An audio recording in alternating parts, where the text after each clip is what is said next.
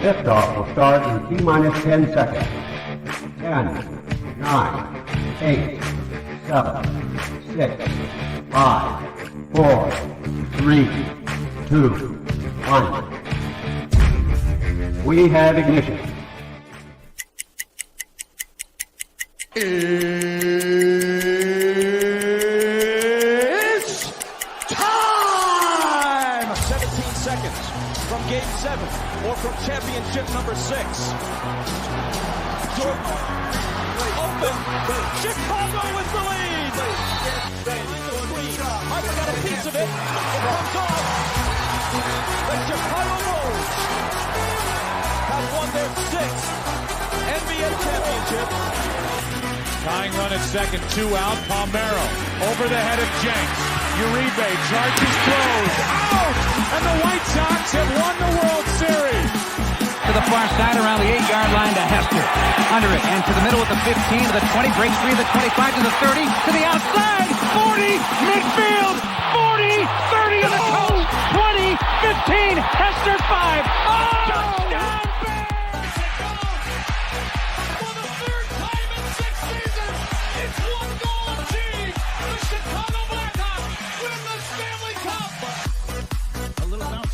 Toward Bryant. He will glove it toward Rizzo. It's in time. And the Chicago Cubs win the World Series.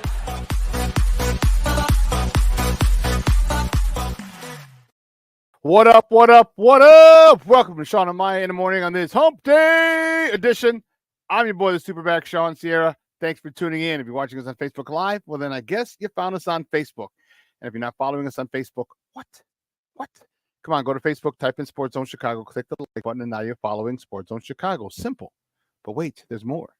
Go to the show's page, go to Shawn and Maya in the morning as well. Like that page, and you'll be following both pages in the as you do that. All right, if you're watching us on our YouTube channel, excellent. And if you're not subscribed to our YouTube channel, for real. All right, listen, go to YouTube, type in Sports Zone Chicago, click the subscribe button. All right, it's free 99, so you don't have to worry about it. It doesn't cost you anything, all right? And also, when you do, after you subscribe, click the little bell. That's the little notification button next to it. All right. The notification button, that's the bell. And that'll let you know anytime a show from Sports Zone Chicago is going live. You get it? You got it? Good. If you're watching us on our mobile app, Shishka Barbarino. Shishka Barbarino. If you're watching us on our mobile app, listen, do us a favor. First of all, don't tell me you didn't know we had a mobile app. All right? Don't even tell me. Don't even do it. All right? I like it if you're watching this on our mobile app. I appreciate it. But if you're not, here's what you do. All right? Wherever you get your apps from. It doesn't matter where you get your apps from. Go there. All right? Type in Sports Zone Chicago.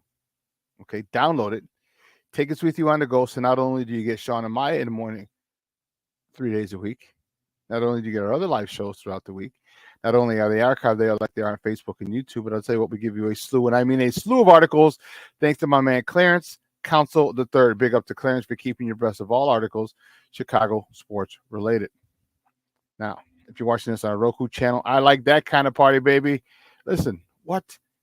Sports Zone Chicago, we have our own Roku channel. So if you have a Roku television in the house, do us a favor. All right, do me a favor, would you? Download Sports Zone Chicago's channel right to your television. Got it? All right, put it right there next to Netflix, HBO Max, or Max now. Yeah. Don't worry, we're gonna get into Hard Knocks. Ooh, that was exciting yesterday. That was exciting.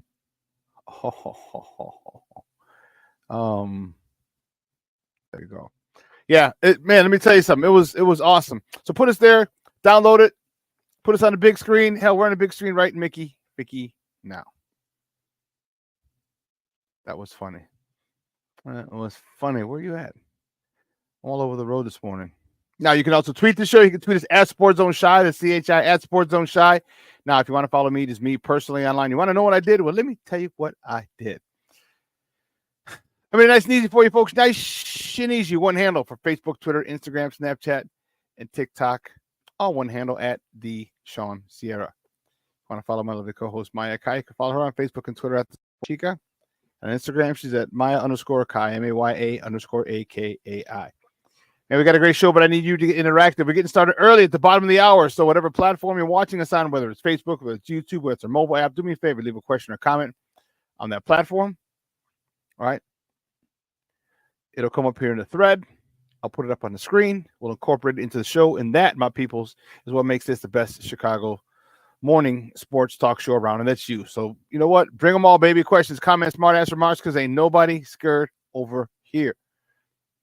And like The Rock said, baby, don't sing it. Just bring it. Let's see who we got in the chat today. My man Junior, Armando Emeterio, Lara. Junior, my man Junior's in the house. Good morning, Junior. What's up, Papa? How are you?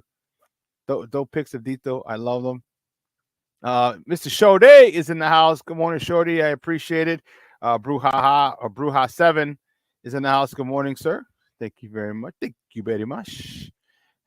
I just watched that clip earlier. I reposted it on Facebook. So if you're friends with me on Facebook, it's I think it's the beginning of Eddie Murphy Raw, where he's a kid and he tells a joke and he kicked him in the ding ding. That's one of my favorite things. I'm telling you, that's classic. I love it. Michelle Walls, happy hump day, sports owners, and the losing streak is over. Yes, sir, Bob. Whew, man. Levette Lee, good morning, Mount. Thank you for tuning in. I appreciate it. Bear down in the Mickey Ficky house. Good morning, Papa. How are you? Thank you so much for tuning in. I appreciate it. That's funny, Bruja. Canadian Eagle is the greatest moment for the Bears fan, this Bears fan in Canada. Bear down. Hopefully he recovers fully and he can get back on the practice field. He looked upset. Yeah, that sucked. That sucked. Canadian Eagle was funny. James Ford in the house. That's what I'm talking about. Plank is in the house. Did I just say hello to you? I don't know. Anyway, you get two of them. Thank you, Plank. I appreciate it. I think I said hello, but Levette Lee, good morning, man. Thank you so much. I appreciate you tuning in. And listen, I don't know a lot about a lot, but I do know this. More of the usual suspects will chime in as the show goes on.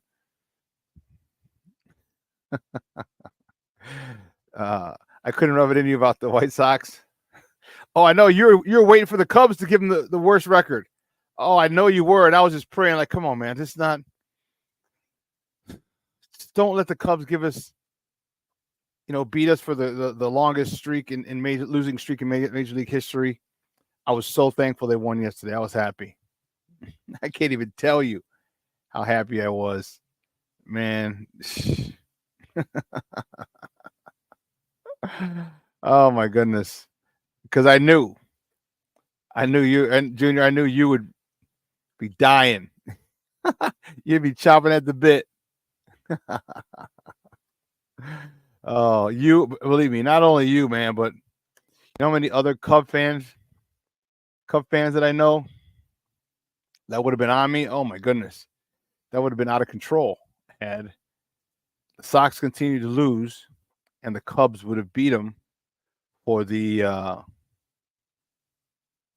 to have the worst record or the longest losing streak, in the history of Major League Baseball. Thank goodness.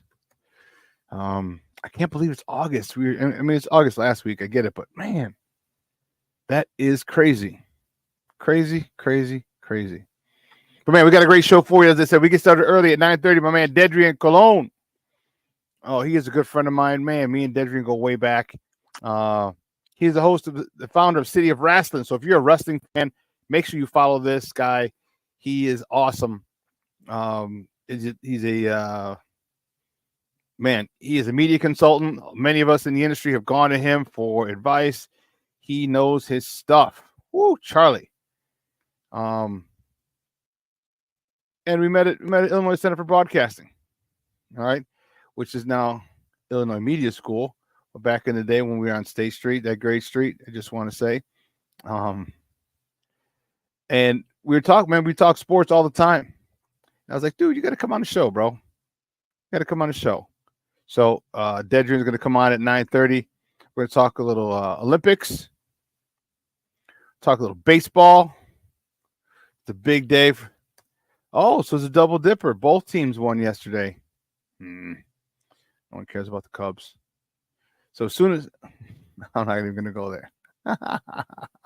Not even going to go there. But anyway, so Dedrian Cologne's on at 9:30. Then at 10 o'clock, my man Lauren Cox is going to join us. He is the host of the Locked On Bears podcast. Hard Knocks debuted last night on HBO Max, or it's Max, it's called, excuse me. We're going to talk about that with him. Also, we're going to talk about actual football. Some, the running back room is getting crowded. My guy Steve was like, you should talk about that. I'm like, you know what? I think I will, Steve-O. The running back room is getting crowded. We got Velus Jones in there. So my question is this.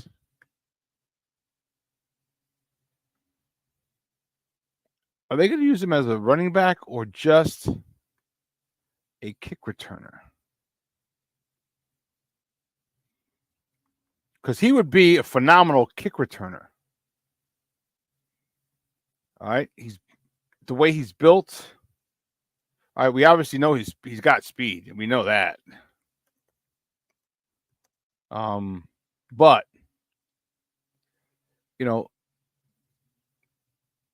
is that room too crowded?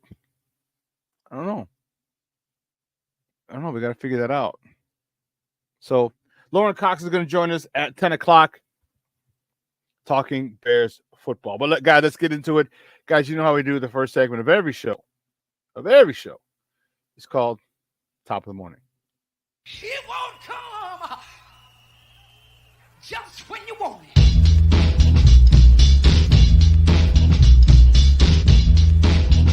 Top of the morning to you. Top of the morning to you. Top of the morning to you. Let's see. Where do we go? Which way do we go? Guys, you know where we're going. Yes, baby. Yes, the White Sox, the good guys, baby. The good guys win. Cue up CeCe Peniston, and finally, the White Sox beat the Oakland A's 5-1 to end their 21-game losing streak, the second longest in the majors, the longest in the AL. My good, let me tell you, Cannon was on fire. He was dealing. One of the things that we were talking about, who was I talking with yesterday? We were talking about this rotation it's a nice little rotation. You know what? Jonathan Cannon, we have some nice young arms, and I heard Big Frank talk about it on the post game yesterday. This rotation's nice. It's the bullpen that's been screwing us up. All right, so Jonathan Cannon yesterday, he got the win. He's 2-5 on the season, 6 innings, 6 hits, 1 earned run, 2 walks, 5 punch-outs. Andrew Benintendi showed some pop. That's why we gave you the biggest contract in White Sox history. We need more of this, my friend. 2 of 4 with a double, his 13th of the season.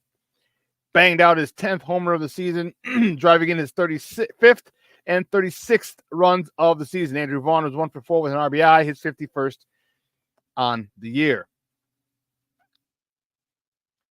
Man, the White Sox, let me tell you. Can I tell you how fired up I am about these guys? The White Sox have been, they are going for a series win today. All right, the rubber match. All right, we're at the A's. First pitch is 2:37 Central Time. You can catch that game on NBC Sports Chicago or listen to it on their flagship station, AM 1000. Davis Martin's on a bump for the good guys. He's 0-1 with a 7.11 ERA going up against Joey Estes for the soon-to-be Sacramento and then Las Vegas A's, or if they change the name. Joey Estes is 5-4 with a 4.77 ERA. Can I just tell you how happy I am that the streak is over? Can I just tell you? I'm happy. Oh, goodness. What'd you do? Next top of the morning topic. Where'd you go? Here we go. The Cubs. All my Cub fans. The Cubs beat the Twinkies 7-3 yesterday in Monaga. He was on the bump for the Northsiders. He got the win. He's 9-2 on the season. He went 7 innings, 2 hits, 2 earned runs, 1 free pass, and 10 punch-outs. Isaac Paredes, the newly acquired Cub all-star third baseman, he was 2 for 3 with a homer, hitting his first homer as a Cub. He was 2 for 3, his 17th homer of the season, driving in 4 RBIs yesterday. Dansby Swanson was 3 for 4 with a triple. A tree bagger, not one of my 2, but 3 of them. Tree bagger, a 3-bagger, a triple. His second of the season, driving in his 36th run of the year. And the Cubs, they close out the series today with the Twinkies. First pitch is at 1:20. You can catch that game on the Marquee Network or listen to it on the flagship 670 AM. Joe Ryan is on a bump for the Twinkies. He's 7-7 with a 3.59 ERA, going up against Javier Assad on the bump for the Northsiders. He's 5-3 with a 3.19 ERA. Cubs better start making some moves. All right, we were talking shit yesterday. Me and a couple Cubs. Where was I yesterday that I was talking all this? I was at Output. That's what it was. I was at Output. And we were just talking, and I said, truth be told, I said, you Cub fans are lucky. I said, we did you a favor because the Sox weren't in contention for the worst and are still in contention for the worst record in baseball. But having that 21-game losing streak, all right, and in contention for the worst record in the history of a 162-game season, I said the Cubs will be a more embarrassing team in Chicago than the White Sox. Because of the high expectations, the high payroll, the snatching of the division-winning Milwaukee Brewers manager, and you're in last place. I was like, you guys are lucky. I said, you're embarrassing. Don't get me wrong. You're embarrassing. I said, but there's not enough spotlight on you because of what the White Sox are doing. So you're lucky. You're lucky. Anyway, next top of the morning topic. The first episode of Hard Knocks aired last night. We're going to talk a lot about that. We're going to mention some of my guy, Dedry. He's going to come up in a little bit. But we're also going to talk to Lauren Cox about it. He's going to join us at the top of the hour. What did you like about it? What was, we had, who was it? Here we go. Someone trying to find it. Yeah, so Bruja was a big fan of it. The Canadian Eagle. That was funny. That was really, really, really funny. And then they show, I think you all saw, whether you have HBO Max or not, the reaction by the backup quarterback. Rookies, all right, so you can't legally haze, but what rookies do, because everyone's so sensitive now. All right. But rookies got to go up and they got to do something. They got to sing a song, show us your talents, that type of thing. And I guess most of these guys the rookies had to say, obviously, where they're from and then what their signing bonus was. Tyson Bagent was in the front row. And so when Caleb Williams was up in front of the team, and said a signing bonus was $25.5 million, Tyson Bagent just convulsed. He started convulsing, and I thought that was funny because he said his signing bonus was $25,000. His signing bonus was $25,000, and Caleb's was $25 million. That's crazy. Canadian Eagle was awesome. Bruja, that was classic. Caleb got booed off. It was great. And this is what people don't get to see on a normal basis unless you've experienced it. It's pretty cool. I had to do it when I went to Holy Cross. If you can't think of anything, what they'll ask you to do, they'll just ask you to sing your school's fight song, your high school fight song. All right. And whether or not, so it's fun. And what it does is it breaks down walls. All right. It breaks down walls and get you open, and yeah, guys will rib you and tease you a lot of bit, but you know, it's all in good fun. You know what? You know, it's that carrying the veteran shoulder pads. I used to have to. My freshman year, I had to carry Jerome Fuller. He was a year older than me, but he didn't start. Willie Bradford. He was injured the prior 2 years, and he was back on a medical red shirt. He was a fifth-year senior. And Joe Segretti had to carry all their pads back to the locker room after practice. They dump them off. They're all sweat and helmets, shoulder pads and helmets. Luckily, it wasn't just me. There were me, Craig, Darrell, Eric Sampson. There was one other. So there were 4 of us that had to do all this. And it was, but it's kind of a team bonding thing. Like, you know, it's kind of a rite of passage, nothing crazy. And it was good to see that those guys were having a lot of fun with it. And the one thing that I can tell you that I see a lot of guys enjoying spending time with each other. There seems to be a good chemistry with this team. And I can tell you from experience, from playing on many championship teams and coaching championship teams, when teammates want to hang out with each other, okay, and they like doing a lot of things together, those are usually good teams, because you understand how paramount your job is on the field. You would do anything but let those other 10 young men, for me, it was coaching high schoolers, the 10 other players on that team on the field down, and the guys on the sideline.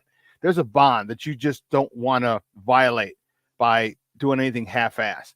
So the more you hang out, and the more you party together and hang out, and believe me, they're hanging out is a lot different than ours. When you're multimillionaires, you're hanging out at clubs and beaches and islands and all this other stuff. But you hanging out and growing and bonding together, that's a huge, huge deal. And I like this. And I'm not saying they're winning the Super Bowl this year. Don't get it twisted. What I'm saying is they have a really good core. All right, if this core sticks together, yeah, they're going to be in contention for Super Bowls in a couple of years. All right, you have a good quarterback. You have 3 phenomenal receivers. The Keenan Allen's already asked for a contract extension, or for a contract extension talks. All right, which Ryan Poles, said, hold on, pump the brakes, which I agree with. There's a lot of promise there, a lot of promise. So I really like the way that they vibe with each other. All right, if you've seen some of the clips, DJ Moore is just a fool. He's always messing with DeAndre Swift and Keenan Allen. These little things that you see, and these guys are really, really, really enjoying playing football with their teammates. And let me tell you, it's not always like that. Not always like that. I think I was on one team that I really didn't like a lot of people. Yeah, one. It wasn't 2. But I know other players who've come over, or guys that I've become friends with, who said, yeah, they didn't like anybody. And the team didn't hang out together. They didn't party together. They didn't have a good time together. And you could tell. You could tell that it was strictly on the field, and that was it. There was no love, no care for each other. And it was clearly evident, and that's literally what stopped them. So that's what's going on with the Bears. And I really like that. And Hard Knocks is going to reveal that more and more as the weeks go on. But listen, here's what we're going to do. We're going to take a quick break, and on the other side of the break, we're going to welcome my guy, Dedrian Colon. I told you, he's the founder of City of Wrestling. All right. And I said, we met back at ICB, Illinois Center for Broadcasting. Big sports guy. He loves sports. And he'll call me. Sometimes he'll just call me and go, did you see what they just did? I can't believe it. And we'll talk for like 10 minutes. Like, I can't believe it either. And boom. Good friend of mine, Dedrian Colon, is going to join me. So don't go anywhere, folks. Keep it locked right here, Shawn and Maya in the morning on Sports Zone Chicago.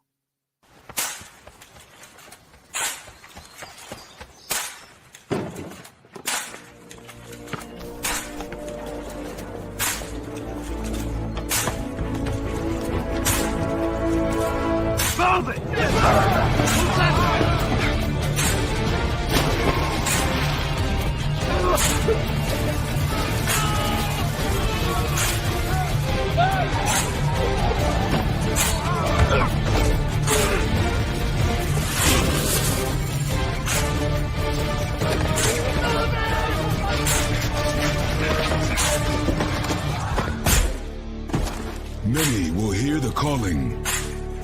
Few will earn the title. United States Marine. The few, the proud, the Marines. Hey, it's your boy, the SuperBack, Shawn Sierra, and be sure to follow Sports Zone Chicago on all social media platforms, on Facebook, Instagram, and our Roku channel. You can find us at Sports Zone Chicago, and on Twitter, we are at Sports Zone Shy. Also, be sure to download our mobile app so you can take Sports Zone Chicago with you on the go.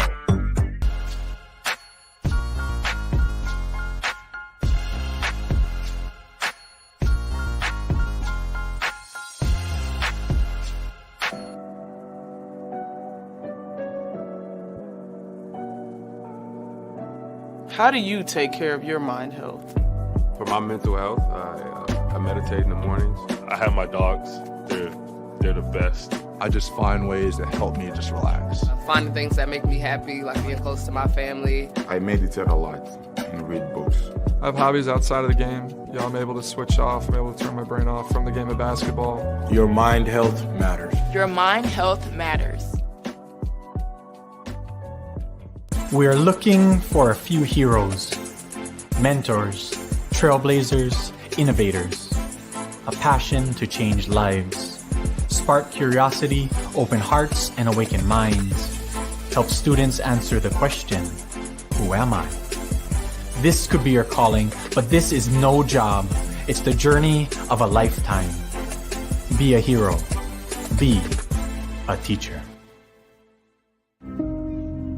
2 on with 1 out. Let's see if Lawrence Butler can open the scoring here. Swing and a one-hopper to short, picked by Lopez. Will step on the bag, throw to first, double play. 6-3 double play. Dribbling against Benintendi. He grounded out to first. Benintendi out to right field. Butler getting chased, looking up, and it is out of here.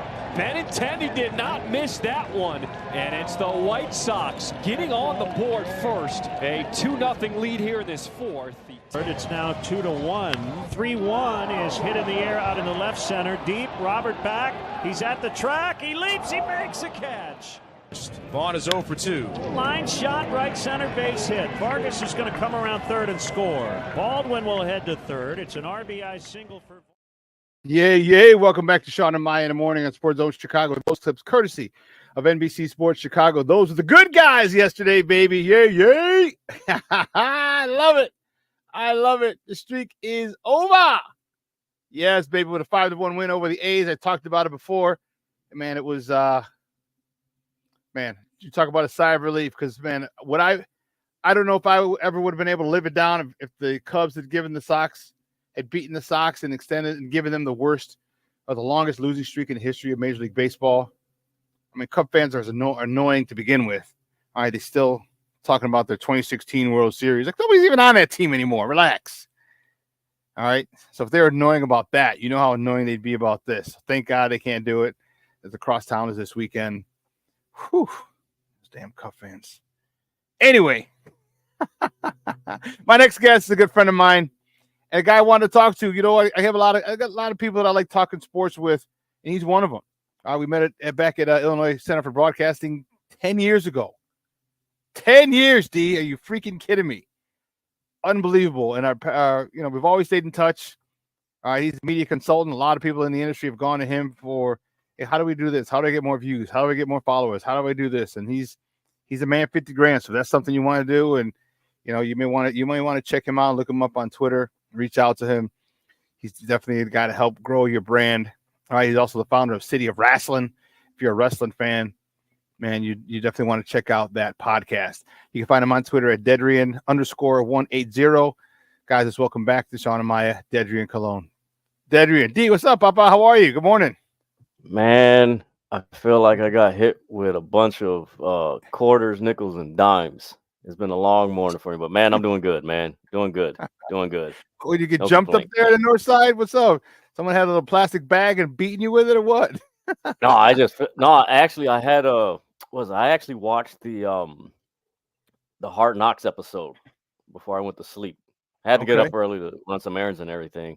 So I watched and I'm like, it's the first episode. I need to see episode 2, 3, 4, 5, and 6 to really come to a conclusion and everything. But man, other than that, man, I'm doing good, man. Watching the Olympics, baseball, of course, what's happening in training camp and football, of course, wrestling. That's what I live stream for like 10, 14 hours a week. But other than that, man, I'm doing real good, man. No complaints, man. Yes, it's been 10 years. Since we met. That's a long time. It's gone so fast, dude. Holy sheesh. Holy sheesh. I want to say something, Monica. Good morning, mommy. Thank you for tuning in. I appreciate it. Yeah, dude, it's been crazy. Watching these Olympics has been really, really, really fun. Really, really, really fun. You're getting some of the, from the first of all, the men's basketball team. We're like, all right, are you going to blow people out? No, they're not going to blow people out. Too many other countries have caught up. The gap is narrowed. All right, you got so many foreign players playing in the Joker. They're going to be playing Joker and in Serbia, and he's a back-to-back MVP. So it's not like you're going up against busters like they did in '92. But give me your thoughts on the U.S. men's basketball team to this point. Oh man, I've caught a few of their games. Out of all the Olympics, like their games, it's like, like you get used to the NBA players in the Olympics, like, yeah, I want to see something else. But no, the games I've seen, I mean, what you describe is like a perfect description. Like the games are like kind of close in the beginning, and then towards the end, they did have that scare against South Sudan. It was like, yo, you guys keep messing around. Like one of these teams is gonna knock you off. I know Sportico, they released a stat that I think there's over, mind you, I'm just paraphrasing, but I think there's somewhere between 200 NBA players that are in the Olympics, which is a contrast from '92, which was like, I think, outside of the dream team, 5 or like 6, 3 or 4, like yeah, it was some crazy. Yeah, it was single like digits. It was definitely single digits back in '92. Yeah. Yeah. So I mean, you're gonna see that disparity in amongst basketball and everything. But I just, from a basketball standpoint, it's like you kind of know what's gonna happen. Like, okay, this guy's gonna click, this guy's gonna click, and everything's like, okay, cool. I'm just really interested to see how they're gonna perform since they made it to the semifinals. Because now you're gonna get like the grit, and it's like, okay, Serbia gonna respond. Yeah, he said you're playing the Joker in Serbia, so he's no punk. Yeah, and I mean, I think it was that game that they got blown out and everything. So it's like, hey, is Serbia gonna come back? Like, hey, we're just gonna feed Joker and see if you guys can stop him and everything. So I mean, anything can happen in these Olympics. I know some people may not think it's like, nah, USA got this. Like, no, there's been a few games that Team USA started off slow, and because the talent gap is such disparity between the other team, they were able to like push through and push that lead to double digits. But if they mess around and start off slow in these semifinals, you might be looking at a silver or bronze medal. It's like you can't take these teams lightly. You really can't. All right, and we just talked about it. The Joker, you're playing the Joker. Nikola Jokic. And as I mentioned, he's a back-to-back MVP of the NBA. So this guy, he's got a squad around him. We talked about the NBA's development of European players. And the Euro step to talk about. The one thing that I'm concerned with, and this is a thing that, and let me know your thoughts. Everybody's always so worried when you get a team like this. Everyone's always so, we got to get the best talent. Like for me, I'm not so worried about the best talent. I'd say maybe if there's 12 guys on a team, I say I'd need 9, the top 9 most talented players. And then give me role players. Give me one guy who does nothing, doesn't even think about coming inside the 3-point line.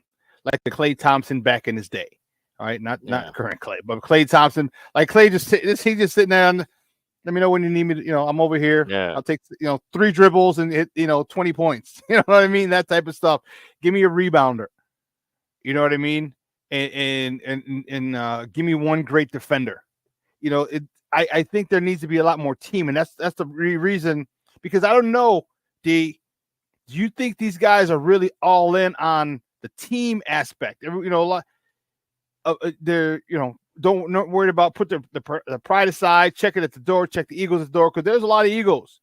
Do you think that Steve Kerr been able to get them to do that and win, or do you think there needs to be a little more of selfless play? Man, you know what? I'm glad you brought this up. This is one of my favorite conversations when it comes to the basketball team, because I always go back to the 92 Dream Team, Dream Team 2, and Dream Team 3 in 96. And I think what it all starts with what's the common goal?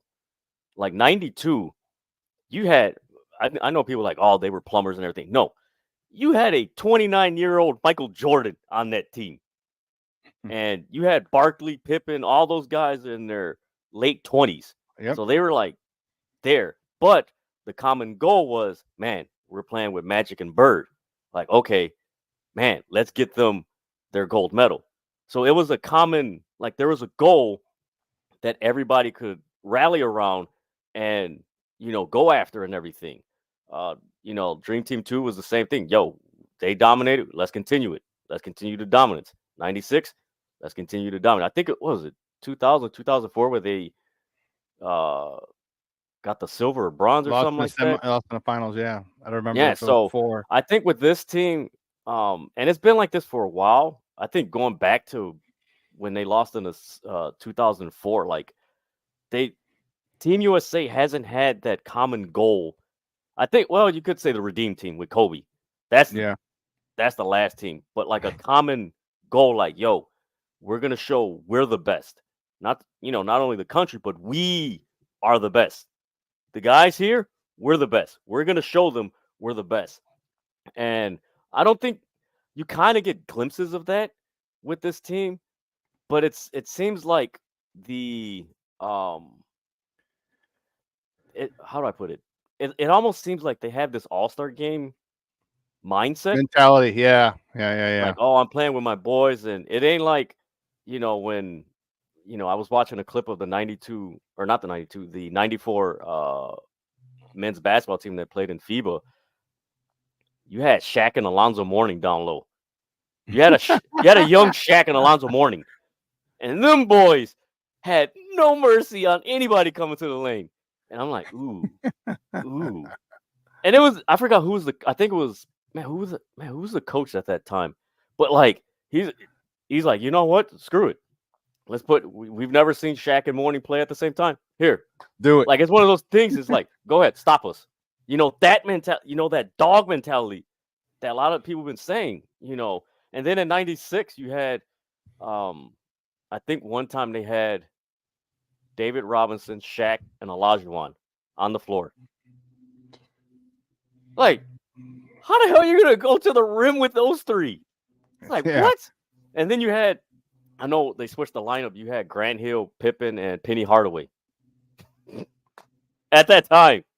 So it's like, but they had that dog mentality, like, no, we're going to show that we're the best. We're the best. We're the standard. And I just don't see that with them. I mean, you get glimpses of it with certain players. I think that's what Team USA basketball is missing, that common goal.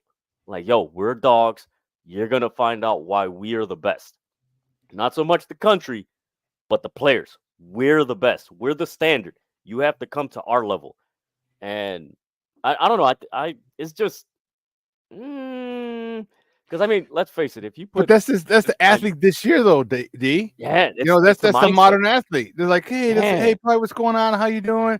Like remember, like Michael and them, they weren't trying to shake. I mean, they shake your hands as a show of sportsmanship, but they weren't trying to party with you. As everyone else is like, oh, let's take a picture with you. You're Michael. He's like, yeah, cool, but I'm about to drop 50 on you, just so you know. Yeah. I mean, it was like, that type of thing, and everything is like, no. Nowadays, like, are you okay? Everything good? I didn't run into you too hard. I didn't mean that. Did you that charge you took? Are you okay? Is your chest okay? Do you want me to rub Vaseline? Like, dude, get out of here! Like, this is sports. Yeah, you win.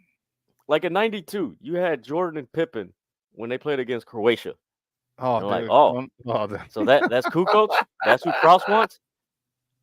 And everybody on the team says it. Those dudes were guarding him from the bench. That's the mentality like you need to have when you're playing against the world's best. And I think with Team USA basketball, I think what it is a lot of the things that the average NBA fan doesn't like about the NBA has crept into Team USA basketball, where it's just like, okay, if you're buddy with everybody, you're losing that edge because you're not playing against the best. You're playing with the best. You're not playing against the best. It's kind of like playing, chess. When you have those chess tournaments, and instead of playing the best on an opposing team, he's on your team. So you're not really challenging yourself to really be like, oh, this guy took me here. No, I'm gonna, that competitive aspect. So I think that's where it's slacking, because I mean that South Sudan game, if the ref calls a foul at the end, they lose. Yeah, it was like people don't realize that. Like if the ref calls a foul, they lose. So it's it's that dog mentality. Like, oh yeah, we're just like, no, you need to put your foot on their throat and don't release until the clock is 0. Then it's like, oh, have a nice day, keep it going. Yeah, and especially with the new rules, like the 3-point shot wasn't as paramount back then as it is now. Like the thing that bugs me is like your job. You talked about it. Your job is to show everyone, not that we're better, is to show that you don't even belong in the same stratosphere as us. Like we're here to embarrass you. Like 40 points is the minimum. That's the floor. And I get it that other teams have gotten better. Believe me, I get it, but they are nowhere near talent-wise, man for man, and player for player, nowhere near it. And if the selflessness of this team was greater, in my opinion, they would. I think they'd be great. They would be 30 plus, 40 plus blowouts, and it wouldn't even be close. I just don't think that I just don't think that they've all committed. I still think a lot of ego and pride is involved, and to me that's frustrating. But let's go move off of the men's hoops. The track and field, man, that Noah Lyle, the sprinters, and I love sprinting because I was a track coach for a long time. It's being a defensive coordinator, and along with strength and conditioning coach. I was with these kids all the time. Like, first of all, they're inner city kids. Like, you need to get your ass out of your neighborhood, so you stay at school until your parents pick you up. And I'd have them, and the track was so important to me in the development of these young men, and I just love watching it. And dude, the Noah Lyles 100-meter dash was crazy. Let's check it out. There's an Olympic gold medal waiting for somebody who wants it the most. Now Thompson starts to wind up. Curley's going with him. This is close. Jamaica's going to do it. Shane Thompson is a gold medalist on debut.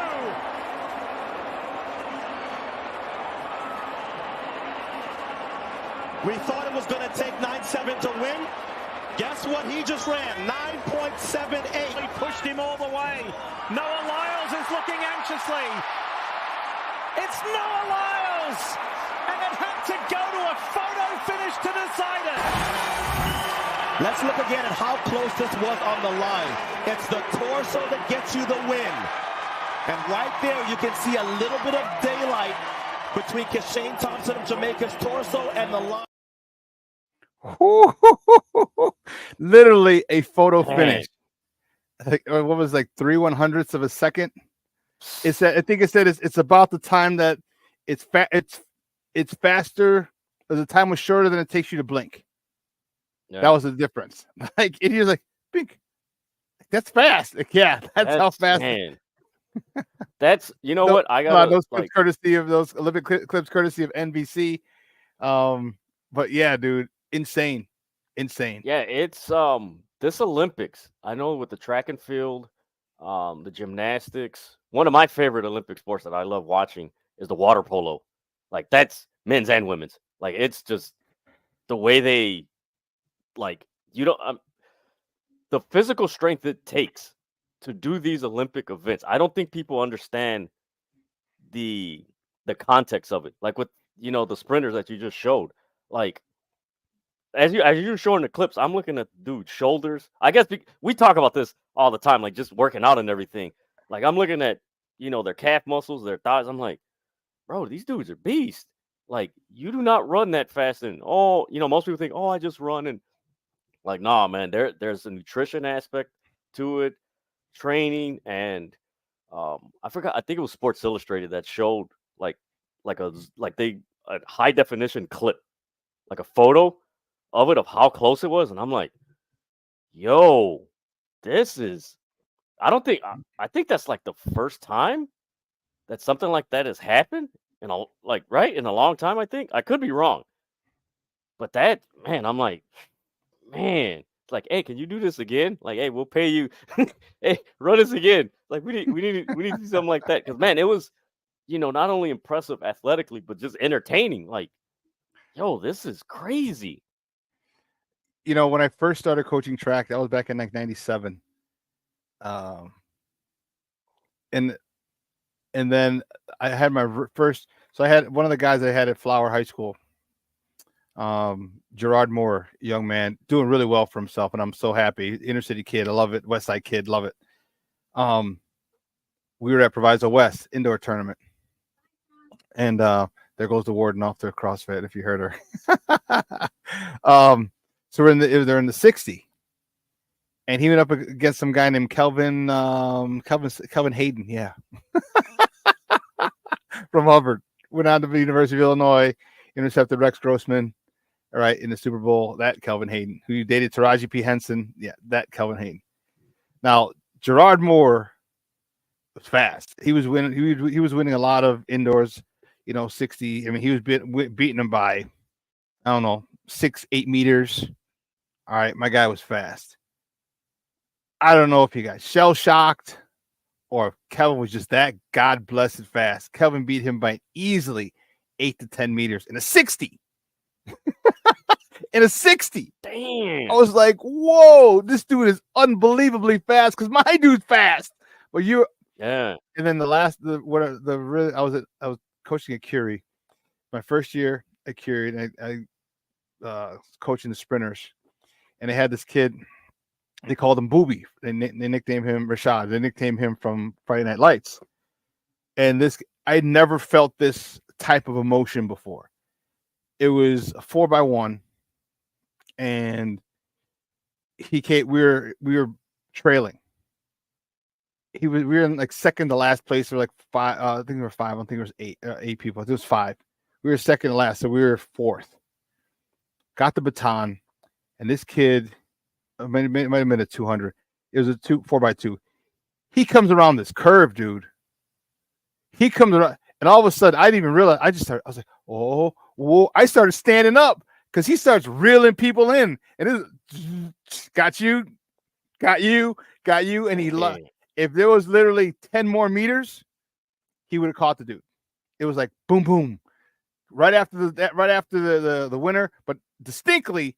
But you could tell there was 10 more meters, he was gone. And I was like, holy cow. So that was where my affinity really, really, really, wow. I loved it. And so that's why, and then going back, I'm an old fart. So, back to Carl Lewis in 84, he won like 75 medals in LA. And I watched those, and, it was awesome to me. And that's why to me, like the sprinters, whew. And then when you win the 100 meters and you have the title of the fastest man in the world, dude, how cool is that, bro? That's cool. And you keep that title for what, 4 years, depending on what they do in like the trials and stuff like that. Like you keep it till the next Olympics. If it's a record that's like, man, it's gonna be hard for somebody to break it.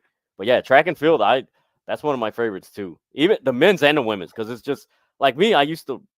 They wanted me to run in high school. I was like, eh. And now I look back, I was like, damn, I should have ran back in high school. I probably would have been one of the fastest ones. I was like, damn, I should have done that. But man, me too. I didn't run track in high school, and I should have. Yeah, hey, Jay Grizz, St. Rita, you're talking about Tony Simmons. I think you're talking about Tony Simmons. He ended up going to Wisconsin, and he was on the track team there at Wisconsin. Excuse me. But switching gears, man, I know the Olympics are awesome. Real quick, let's talk about these baseball teams, bro. This last night, I was so happy. You have no idea how happy I was. Because if we would have gone into the weekend, because we got the crosstown this weekend on the south side, and we would have if we continued to lose and the Cubs beat us, we would have broken the record for the longest losing streak in the history of Major League Baseball. And to lose it and to get that dubious distinction at the hands of the Cubs, I'm still sick of 2016, bro. Okay, that's 8 years ago. No one's on a damn team except the professor, and he sucks now. You realize how long I would have had to live that down? I have a comeback for when I come across people that start bragging about 2016, and I'll tell them, well, ever since 2016 when you guys won, the country's gone to crap. I tease him. I just say, hey, you guys sound like that last person in your friends group that turned 21. Oh my God, man. Who has a December birthday, and he goes to a club it's like February of the next year after he turns 21, and he comes, he's like, dude, have you been to this bar? Have you been to this club? Have you been to this one? I'm like, yeah, bro, we did that. We did it last year. You know what? That 2016 team should have won at least one more World Series ring. I thought so. At least one more. Yeah, me too. I was hoping. I really thought they had a talent. Though they did have the talent. But I was like, man, I was like, if they win two, if this group wins two, man, and the Cubs got 2-1 on us in our lifetime. I just didn't want to hear any more. I didn't want to hear any shit from Cub fans, dude. That's all. It's that. I got a buddy. I got a buddy in from out of town. The guy I went to grammar school with, and he lives out in San Francisco. So he came in over the weekend. He went to the Cubs game the last 2 days. So 2 days ago, he texted me. He's like, "Oh, I'm at the Cubs game." I was like, we're gonna get together. He's like, but I'm at the Cubs game. I'm like, yeah, bro, I'm still in Orland. I'm not going all the way up there. I was like, go Twins. And then when they won, the Cubs won. He's like, ha ha. I was like, damn it. Then they won again last night. I was like, dude, you cannot go to any more God blessed Cub games. Oh man, like, every time you go, they win. It's like you can't go to any more Cub games. That's funny. Yeah, man, it's something about Chicago sports teams. Right now, I mean, there's optimism with the Bears, but that's with pause. But yeah, these two baseball teams, man, like I use this response like, what portal did they open to begin the season? Because it's like, what is this? Like, it's just wild to see. I know on the Sox, Chris Getz mentioned in spring training, yeah, we're gonna compete this year. Should have clarified what you were competing for, because you didn't. Because they've been competing more for the worst stuff in baseball than actually the best stuff. That team, I'm not surprised. Just the makeup, the White Sox. You could say going back to since Ozzie left, they've still been looking for a culture and an identity that they do not have. And I unfortunately, I don't think they're gonna get it until Reinsdorf sells the team, because it trickles down. Watching this team, shout out to Ozzie Guillen and Frank Thomas on their post show. That is the most entertaining thing about this White Sox season. It's just them Tell me about breaking it down and everything. But just seeing the apathy just on the team and just the nonchalantness. And I like what Frank Thomas said on, I think, last week. Like, why hasn't there been any fights on the team? Like, you got the work. Like, why aren't you upset? Like, this is embarrassing. Like, do you like? I don't get the mentality in that clubhouse. Like, yo, like, my name's gonna be attached to this forever in baseball history. Yes. Like, yes. No.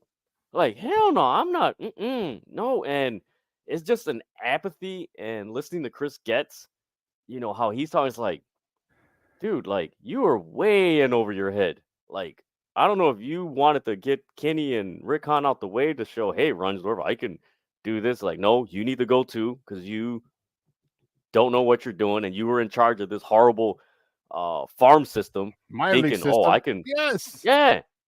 And then it's stuck there after the and think about it. And then we just realized he can't fleece anybody like Rick Hahn did. At least Rick Hahn could fleece you and get back a shitload of talent. At least he could do that. Man, you didn't develop anybody in the minors. All right. You can't snake people in trades. What good are you as a GM? What good are you? Exactly.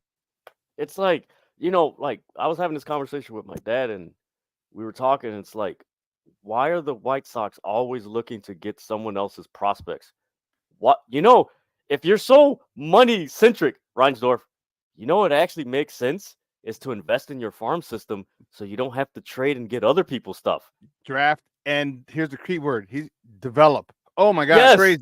Crazy. Develop. That's the word. Develop. AD, I gotta let you go, Papa. It's like, look at Boston, LA, New York, Atlanta, Kansas City. Kansas City just doesn't keep their guys.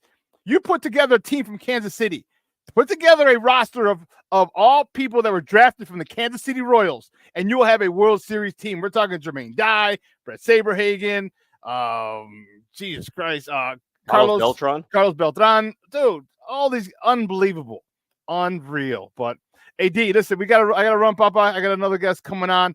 I appreciate the time as always, getting to shoot the shit, talking sports. But do me a favor, let everybody know where they can find you and your work online, because we got a whole bunch of wrestling fans, and I think they would love your show if they're not following it already. Yes, you can follow me. You can follow City of Wrestling on Twitter, Instagram, Facebook, and YouTube. Actually, check out my live reaction of AEW Dynamite tonight at 7 p.m. Central on the City of Wrestling YouTube channel. There'll be 2 hours of straight up wrestling talk and live reacting to AEW Dynamite and reacting to the latest breaking news in the world of professional wrestling. You can follow me there. It's always a good time talking about wrestling, and there's never a dull moment in the world of professional wrestling. But thank you so much, Shawn. This is always a pleasure jumping on and talking sports and everything. And I know it won't be the last time, man. No, definitely not. I actually saw a little bit of SummerSlam. So my buddy had a housewarming party. He has a house. He got a house out in Carpentersville. And I'm like, damn. And luckily, my cousin had a birthday party in Elgin. And, dude, it was literally 25 minutes away. I'm like, oh, my God, perfect. So I got to go to both on Saturday. And, man, I got there. And as soon as I turned, he's a big wrestling fan. Huge wrestling fan. And I got there. Sure enough, SummerSlam's and I'm like, why am I not surprised? Why am I not surprised for my guy, Joe? Big shout out to Fat Joe on his new house in Carpentersville. It's gorgeous house. But AD, we'll be in touch soon, Papa. I appreciate the time as always, man. And thank you, brother. Love you, brother. We'll be talking soon. Guys, that's Dedrian Colon from the City of Wrestling. We're gonna take a quick break, very quick break, because on the other side of the break, my guy Lauren Cox is going to join us, and we're going to talk a little Bears football, a little Hard Knocks last night. I had a little bit of an issue getting it started, but we got it in, thank God. And interesting. And I also want to talk actual Bears, not just Hard Knocks, actual Bears scenario. So don't go anywhere, folks. Keep it locked right here. Shawn and Maya in the morning on Sports Zone Chicago. Hey, it's your boy, the SuperBack, Shawn Sierra, and be sure to follow Sports Zone Chicago on all social media platforms, on Facebook, Instagram, and our Roku channel. You can find us at Sports Zone Chicago, and on Twitter, we are at Sports Zone Shy. Also, be sure to download our mobile app so you can take Sports Zone Chicago with you on the go. Time out. How are you feeling right now? Happy? Excited? Angry? Overwhelmed? One of the best things you can do for your mind health is to name what you're feeling. It can sharpen your awareness and help you talk about your feelings with someone you trust. Here are 3 questions to ask yourself. Where are your thoughts right now? In the past, the present, the future? Do you notice any sensations in your body? Is your heart beating fast? Is there a flutter in your stomach? Or are you fully relaxed? What do you need right now? Time with others? Time to yourself? Remember, there's power in this awareness. So find ways to identify what you're feeling today.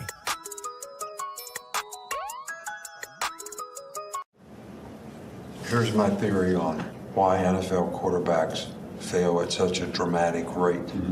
To me, expectations are a killer.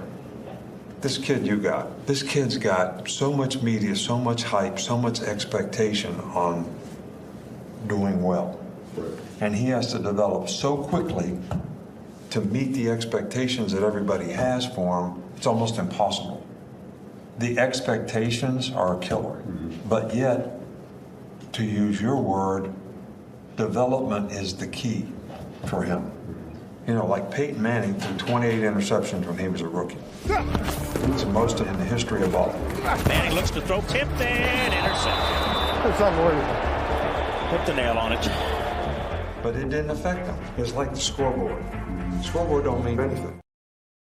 Welcome back to Shawn and Maya in the morning on Sports Zone Chicago. Those clips courtesy of HBO Max. That was Hard Knocks from last night. Millions and millions across the country and around the world were watching it last night, especially as Bear fans are everywhere. And let me tell you, it was dope. It was good. One hell of a first episode, and there was a lot to talk about. And I think that was key. We played that because that was this whole Bears team revolves around number 18. Okay, let's keep it a buck.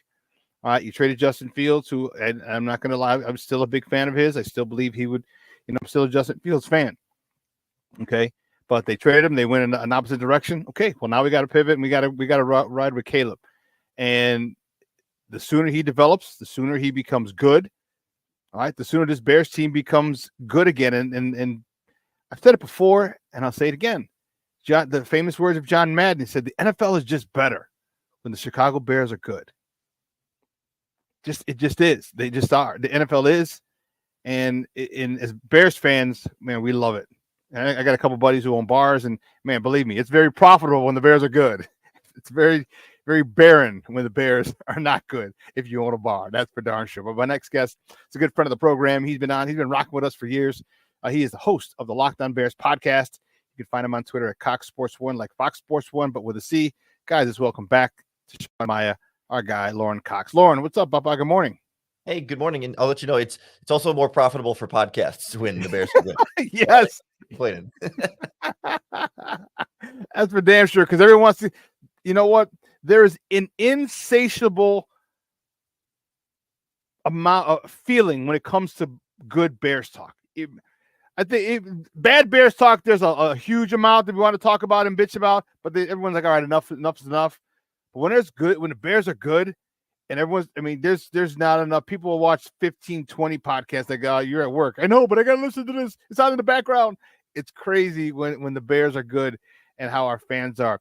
Give me your thoughts. We'll start off with that. Give me your thoughts of the first episode of Hard Knocks last night on HBO Max. Yeah, I mean, big picture, right? It was cool to get the NFL Films treatment, right? Liev Schreiber doing the narrating over it, like just like the opening scenes, right, with the sprinklers in the grass and like an empty Hallis Hall and an empty Soldier Field. Like there was something that was just like, it was like a movie, like it's that same kind of production where it's just like, wow, like it's really cool to get to see this Bears team behind the scenes in a lot of those ways. And I thought they did a good job of really honing in on the Caleb and Matt Eberflus stuff. I mean, the first thing that stood out to me was just like how specifically involved Matt Eberflus was with the quarterback, right? Like every time they showed Caleb Williams throwing at practice, it was Eberflus. You could see his eyes with the sunglasses on, like behind him, over his shoulder, behind him, watching those throws. And like Williams would come to the sideline, and it wasn't him going to Shane Waldron or the quarterback's coach, Kerry Joseph, but it was like Eberflus going, hey, what'd you see there? Like the really hands-on there, and in the back of the quarterback room as well during the meetings, like sitting in the back with his laptop, like not front and center, not leading the quarterback room, but like he is very hands-on with every aspect of Caleb. And then you played the Nick Saban clip, like he's looking for advice on quarterbacks. Like it's very clearly his number one focus there. Yeah, and like I said, he's the key. All right, they built everything around him. They just extended DJ. He's got this core. All right, minus Keenan Allen, and that could be coming at the end of the season. We don't know, but he's got 6 years for DJ Moore. He got 5 years with Roma Dunze. Was it 4 more years with Cole Kmet? 3 or 4 years with DeAndre Swift. I mean, his talent is there. And that's the one thing that as Bear fans, we're excited. We should be excited about. If you're not, is this core, this group is going to be together. And that's the one thing, that we talked about the lack of continuity with this team for so long. And usually the core was there, but you'd have different coordinators. And that's important. But to have all the same players here locked in for a minimum of 4 years, man, talk about how awesome that is in Caleb's development. Yeah, I mean, it's so critical to be able to go along that process because, like, even what Nick Saban and Eberflus talked about a little bit later after the clip that you played, like, development is what's so key there, and having that patience, right? Like, the expectations are going to be huge, and you got to like see him through that and not get lost in that because he needs to grow from year to year to year. So to be able to grow within that same structure, it really will put him in the best position to be or fulfill whatever potential he can in this team. I mean, and the key is really like having players that you trust that will still be good and be around over the next 3 or 4 years. Because, like in the past, the Bears have had young receivers or young running backs or young tight ends or young offensive linemen around Mitch Trubisky and Justin Fields, but like they didn't usually turn out to also not be very good receivers, right? Or like guys that you thought could be around for a while that just didn't end up being real bona fide studs. And maybe the quarterback has some influence on that, but like with guys like DJ Moore and Keenan Allen and DeAndre Swift, like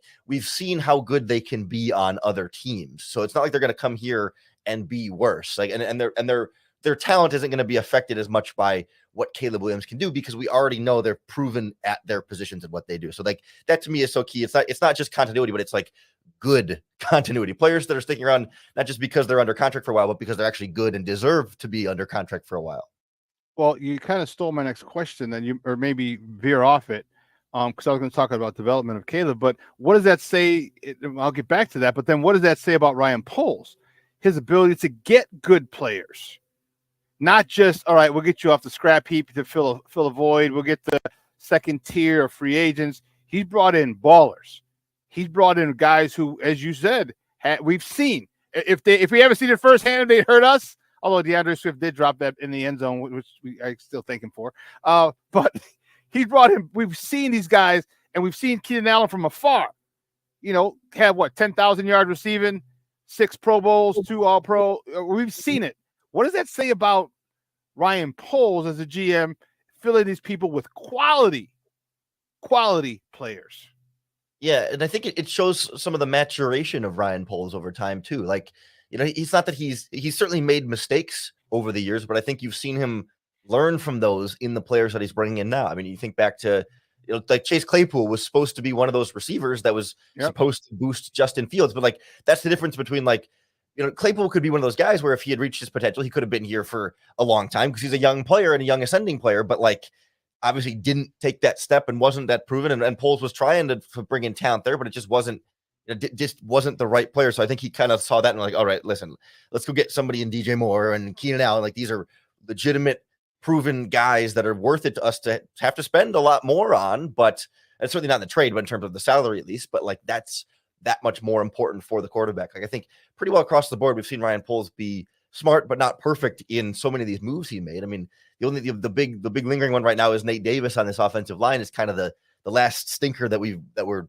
really faced with in front of us at this moment. But like, other than that, across the board, it's been pretty darn solid there. And I think he's definitely has a higher batting average than a lot of GMs when it comes to big moves. And I think it's key to remember here, like the trades have been a really big part of this with Moore and Allen and Montez Sweat. Like it tends to be a safer venture generally than free agency, where usually players hit free agency for a reason. And the really good ones end up getting traded if they're going to change teams. They don't hit actual free agency because someone's willing to give up draft picks to be able to get them. And Ryan Poles sees that and is like, hey, wait a minute. I can get Keenan Allen for a 4th round pick. 4th round pick?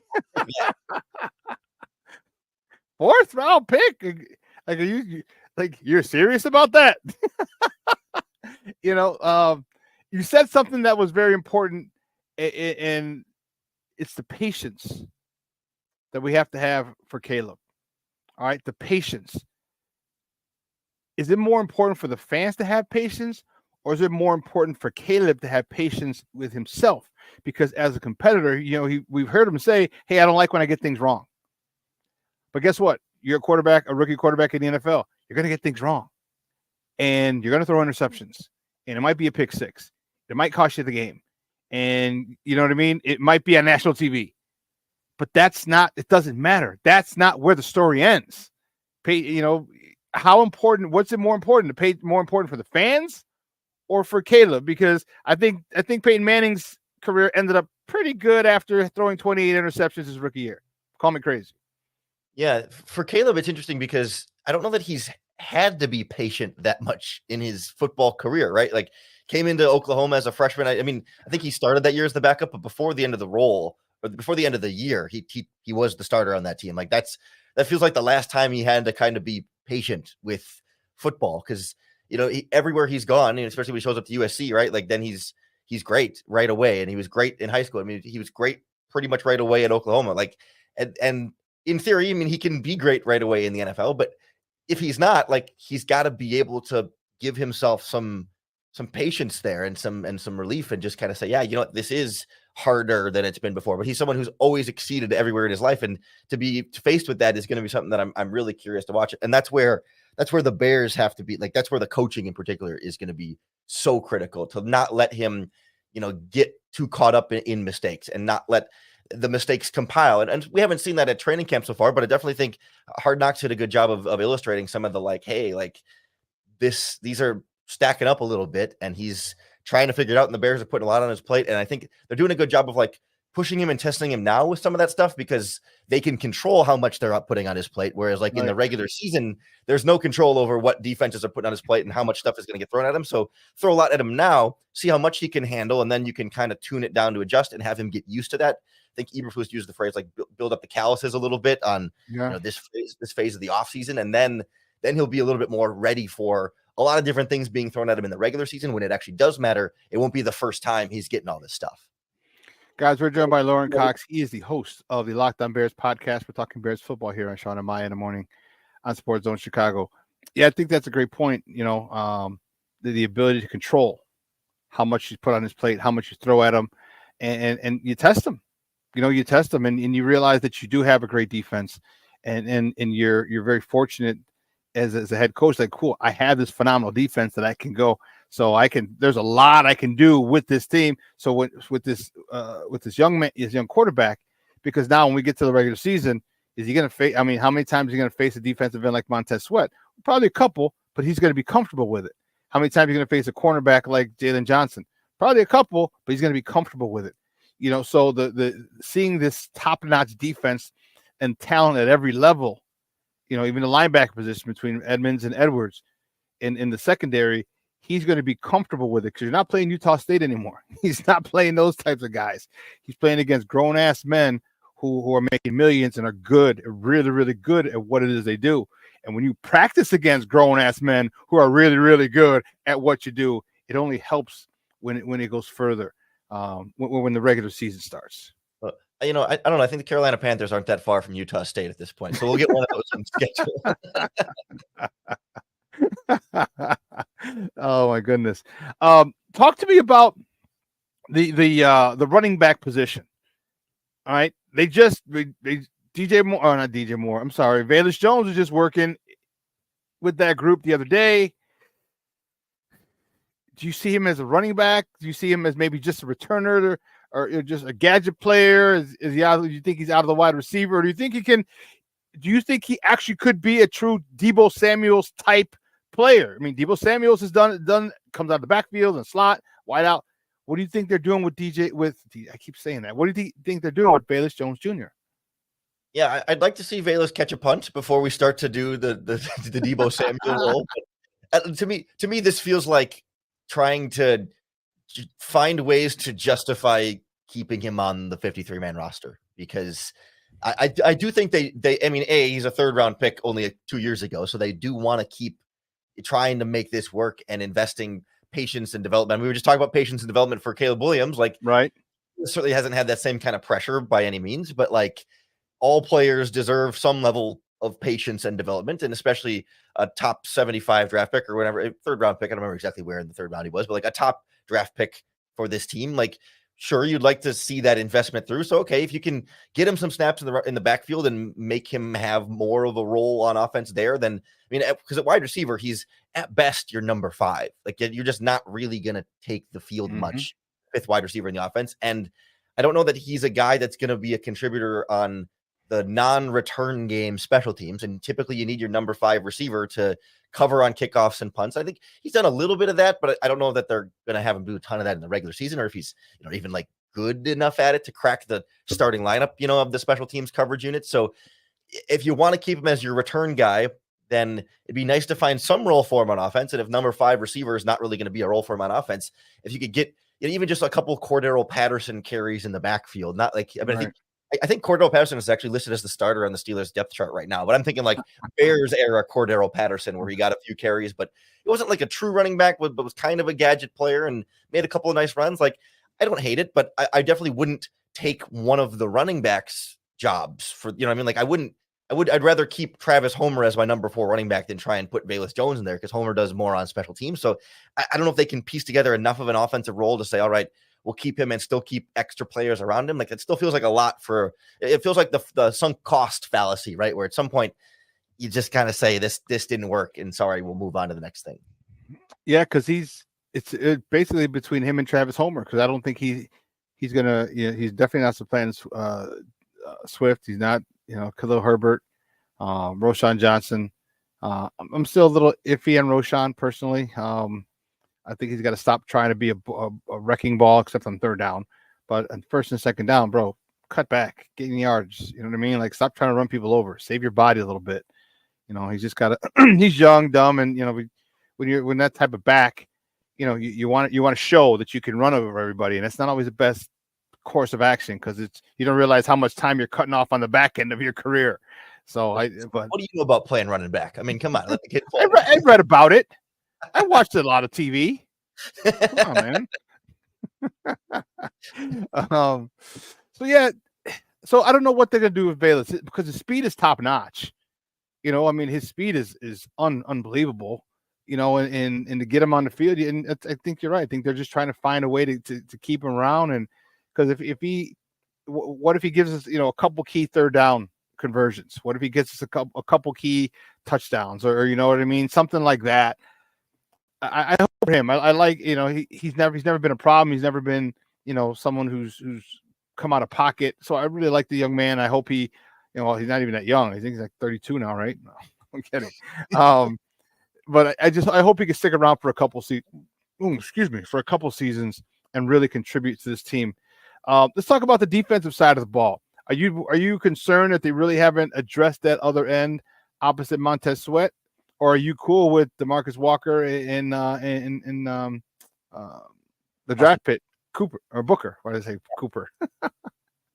It's one of those things where it's like, am I cool with Walker and Booker? I mean, I guess, but like, why not still add more? Like, you can never have too many pass rushers, and there are a couple of pass rushers still sitting out there. I mean, it doesn't have to be Yannick Ngakoue per se, but like, it does feel to me like, okay, like they're counting on Walker to be better and Gervon Dexter to be better. And, Jacob Martin's going to be in that rotation, Austin Booker to be a really good 5th round pick. Like, all these sort of like, not what ifs and not hypotheticals, but like a little bit of wishful thinking, right? It's like we talked about with the receivers earlier, like how in years past they were like counting on guys to kind of get better and they didn't, but now they've gone out and got guys who have proven it on offense. And like, okay, we know what DJ Moore and Keenan Allen and DeAndre Swift are.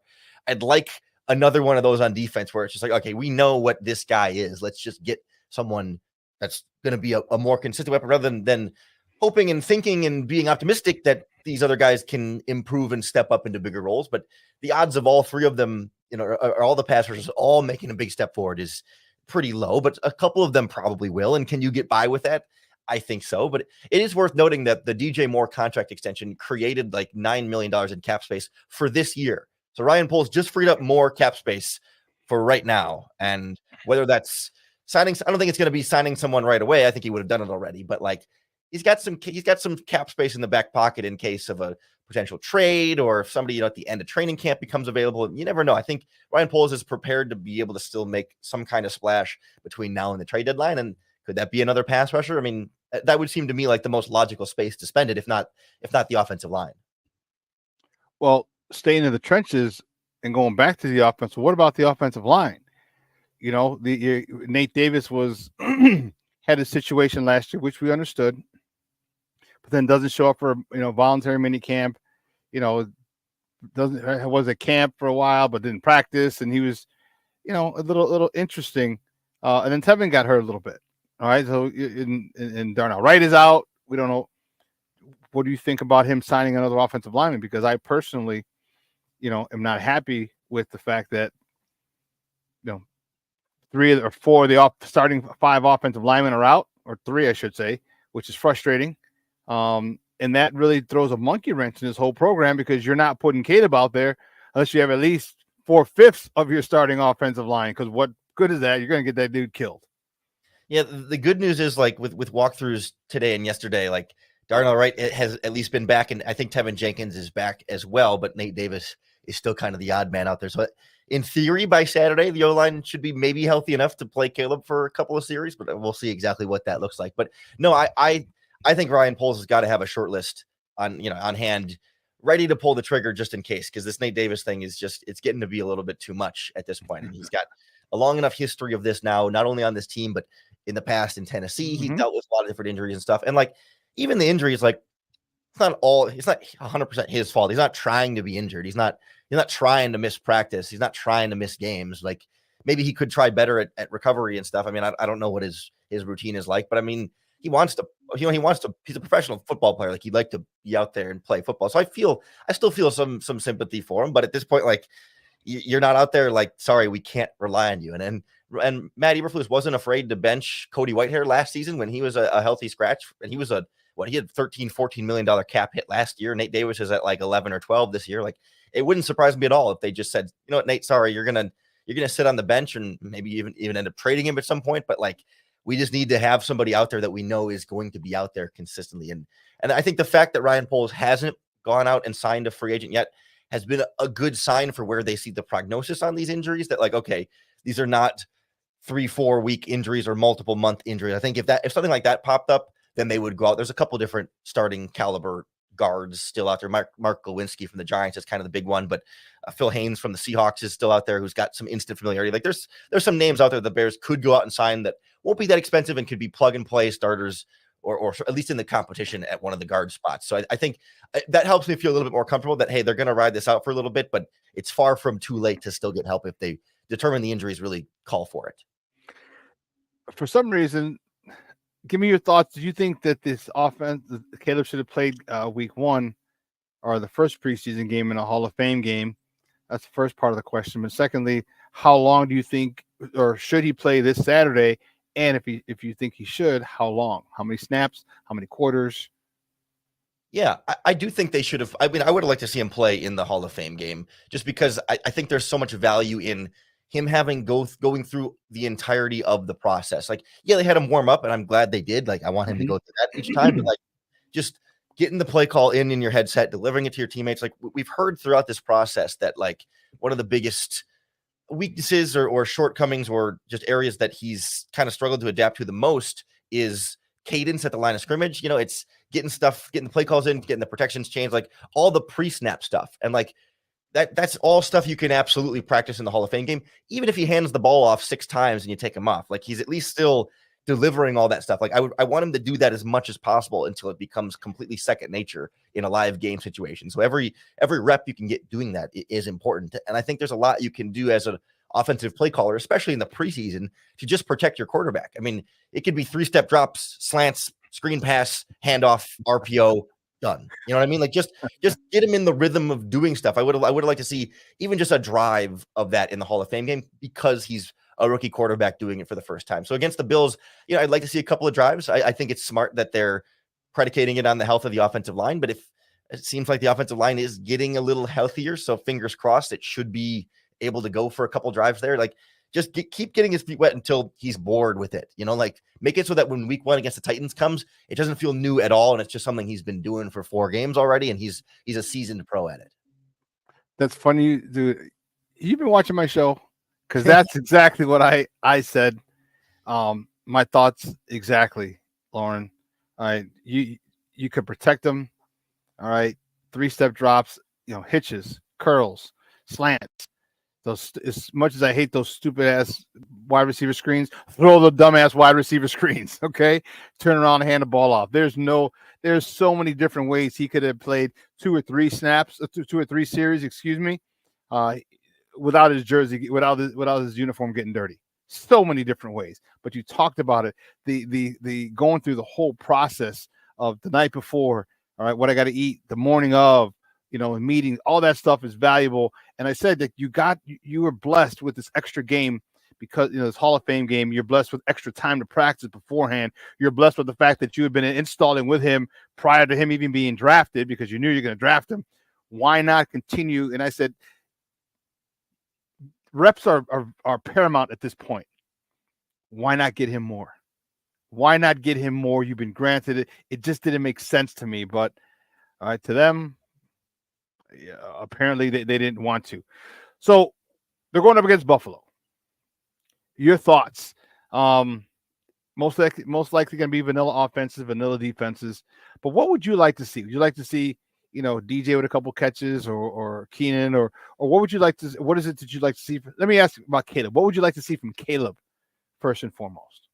Yeah, to me, like it's a continuation of what we were just talking about, where it's like I just want to see smooth operation. Like I almost don't care. Cue up Sade.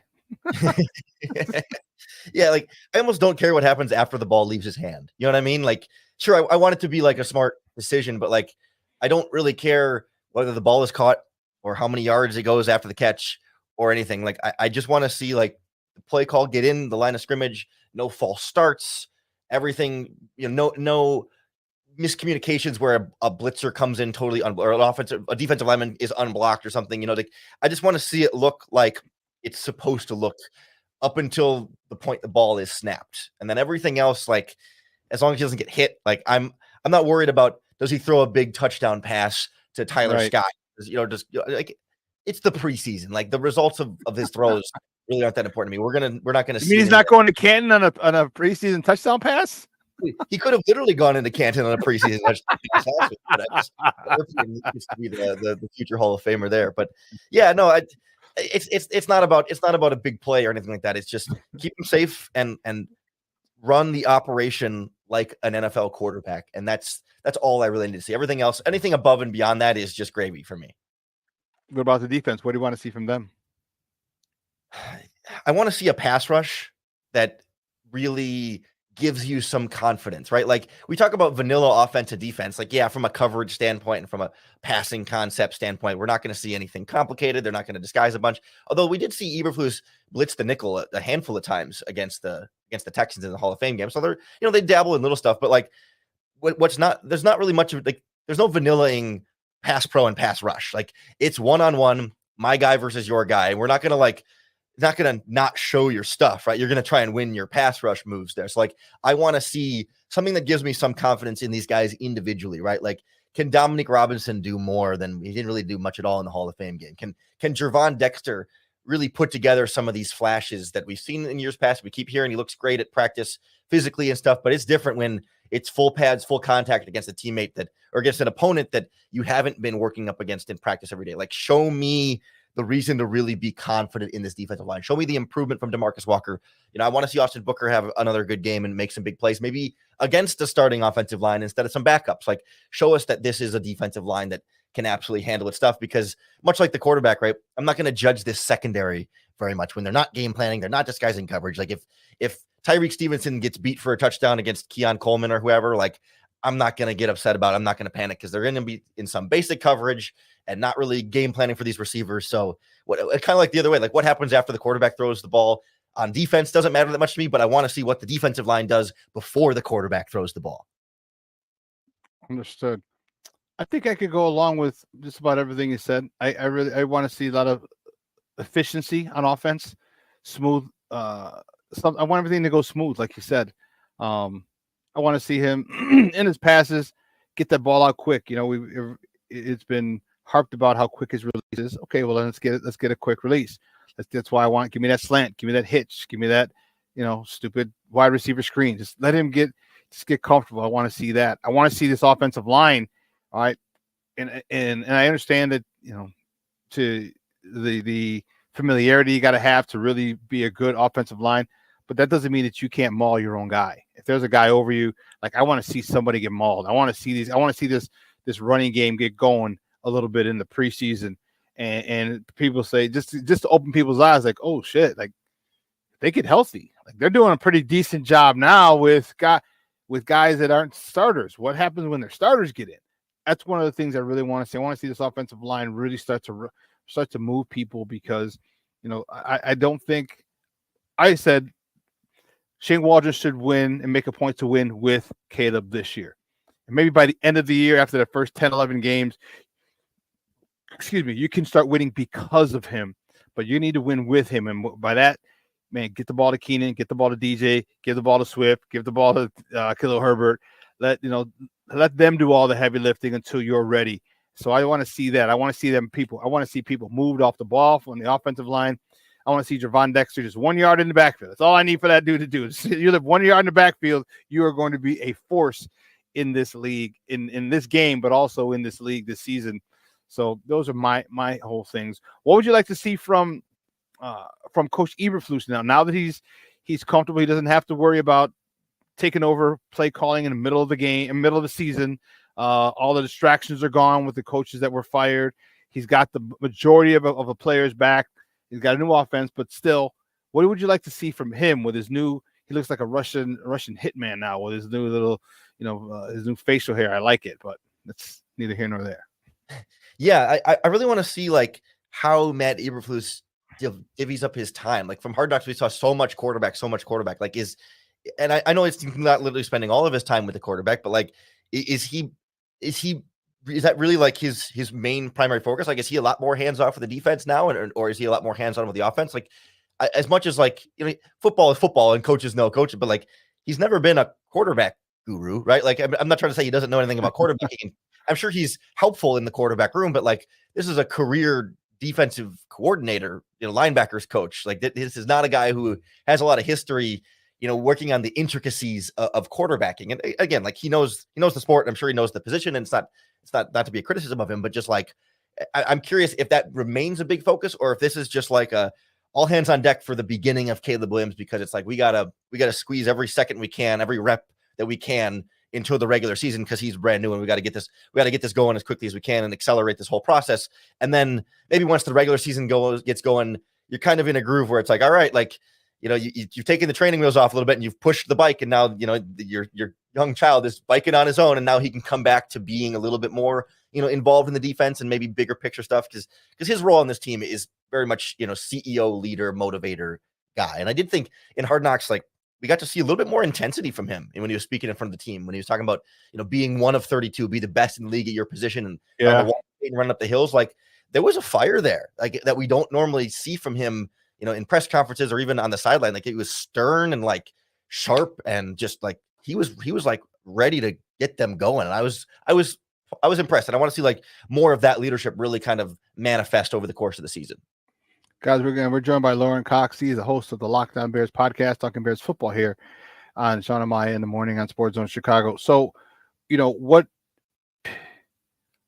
how big of a role then is Eric Washington? All right, is that one of the reasons you think they got him? He has been a defensive coordinator before. First of all, he's a phenomenal defensive line coach. Phenomenal. Okay, just look at some of his past stops. Oliver in Buffalo. He's run a defense. That gives, how much leeway does that give Flus? You think Flus saying, hey, you got it you got it. You've done this. This is nothing new. I mean, when we watch this kid that we just, is going to be the next gold jacket winner, according to many people. All right. How important is that, him having Eric Washington there, not just as him as a great defensive line coach, but also as a former D coordinator who can really get the team ready, while Flus is maybe looking at the offense a little more initially. Yeah. I was wondering if Eric Washington would require, even at least at first, a little bit more from Matt Eberflus, like kind of like Caleb Williams, where it's like, because Washington is brand new, and yes, he's been a defensive coordinator before, but like not this defense exactly. I mean, similar to, Lovie Smith and Brad Marinelli stuff, but like not Matt Eberflus's exact system from Indianapolis, where there's got to be a meshing of like, okay, here's how we do things and call things, and here's how you've done and called things, and Eric Washington's going to put his spin on some things, and his influence is going to be there, but then they're still going to do a lot of things the same way that Eberflus has. And I would think that would require, at least at the front end, a lot of time and investment from Eberflus overseeing some stuff on the defense, and kind of overseeing that sort of handoff, right? Of like, okay, my defense to your version of my defense. Let's kind of work this together. And then at some point you can let go and say, all right, you've been a defensive coordinator before. We know the defense together now. We've got this all settled in, and now it's all yours to take off and run with. And maybe we're already past that point, and Eberflus can turn around and hand it off and feel comfortable. But, I compare it to, I hate to even say his name, Alan Williams, the defensive coordinator, briefly.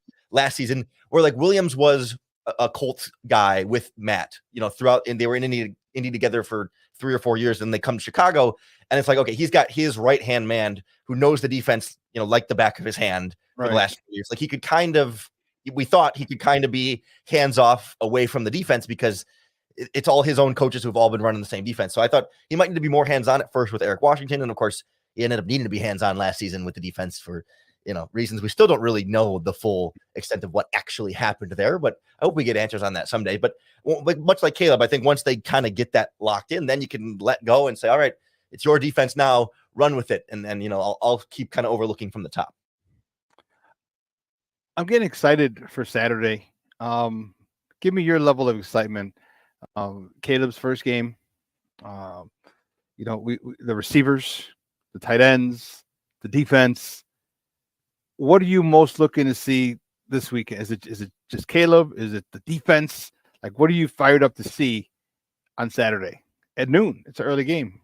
Yeah, I'm looking forward to it. I mean, you can only get so fired up for a preseason game, right? Like, I was fired up for the Hall of Fame game because it was the first one, and like I'm excited to see the starters, right? But I'm not like, this is not a regular season game, fired up, dialed in pregame. St. Tennessee game. Yeah, exactly.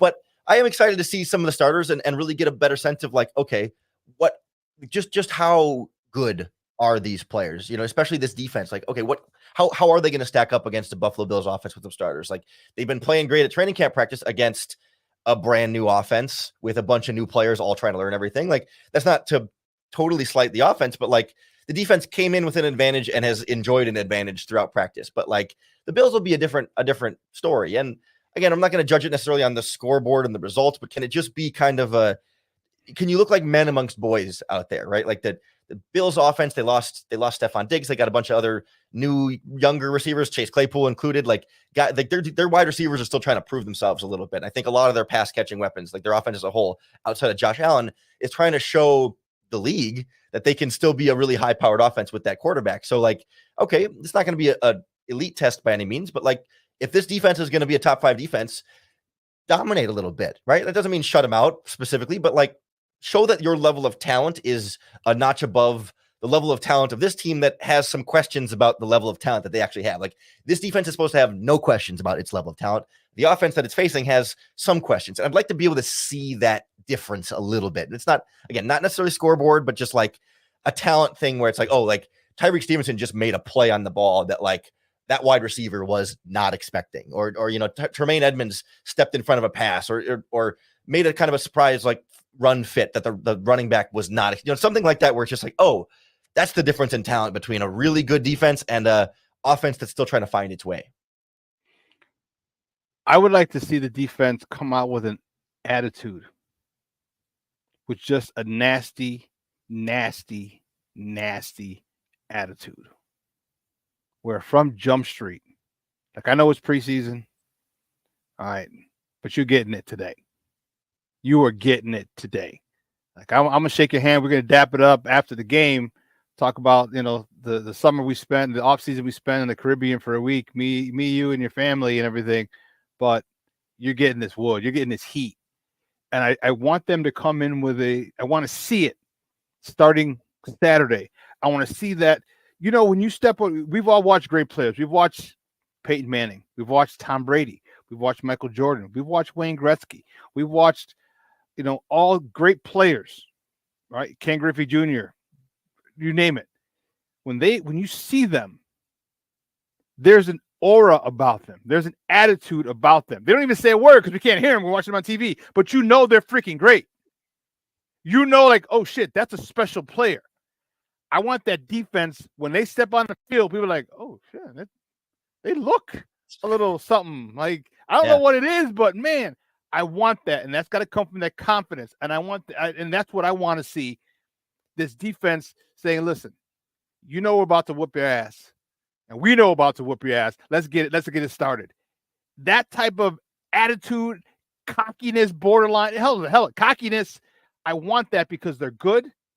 This is the 3rd year in their system, all right. And there's literally no weak spot unless you want to go the opposite defensive end spot. They are stacked with young players at every level. And I want to see them understand that. I want to see them say, you ain't getting shit on. No, there's a no-fly zone back here. There's a Chicago Sack Exchange up here. Okay. And that's their mentality is what I want to see. I want to see it played out, and I want to see them hit. The hits principles, I want to see those jokers. I want to see wide receivers not want to come across the middle. Running backs coming out, getting hit. Tight ends getting jammed. I just want to see that nastiness where you know you're better. You know when you play against your little brother and like you ain't getting shit and you know it. That's the type of attitude mentality that I want them to have. And the thing is, they are that good. If they start it on Saturday, wow. How I'm scared, but anxiously scared to see how good this defense could really be.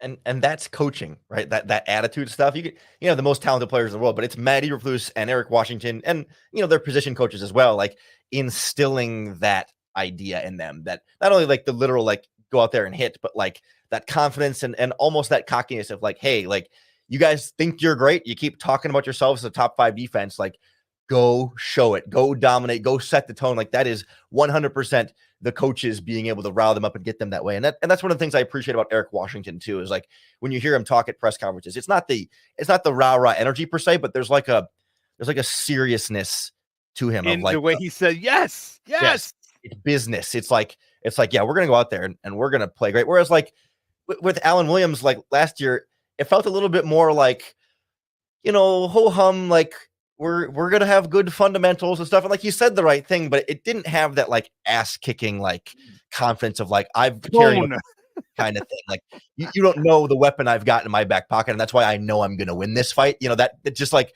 that kind of like really like present solidified confidence. That's just like, yeah, we're really good. And we don't need to be loud about it. Like at this press conference right now, but we know, we just know. You'll see. Don't worry. We know. Yeah. Hey, Lauren, great stuff, buddy. I appreciate it, man. As always, I love talking Bears football with you. And, you and I could go on talking for a while. But do me a favor before you go, let everyone know where they can find you and your work online. Yeah, of course. Thanks for having me. It's always a good time. You can hear me 5 days a week on the Locked On Bears podcast on YouTube or wherever you get your podcasts. And you can follow me on Twitter at Cox Sports One. It's like Fox Sports One, but with a C. Dude, great stuff, buddy. I appreciate it. We'll talk soon. Thanks. Thanks. Anytime. All righty. Guys, that's Lauren Cox from the Locked On Bears podcast. Great stuff, man. We would have talked for another hour. But see, this is what I want. And here's where, and, I put that, I keep putting that banner up. Okay. But it's and a lot of people say, stop with the Justin stuff. It's not about Justin. Okay. Coaching matters. Okay. Many of us have played the game. Okay. Many of us have played the game. Okay. And we've all had that coach. We've all had that coach that inspired us, motivated us to play balls to the wall, all out, was able to extract the best of us for competition, for that game, for a season. Okay. We've all had those coaches. Those coaches that you just would, you'd literally run through a brick wall for. If you're a gunner on the kickoff team, back then you had to run through a brick wall. And that's what that's one of the reasons I really like Coach Washington. All right. You know me, you know how much, the era I grew up in, the way I played. All right. The tough son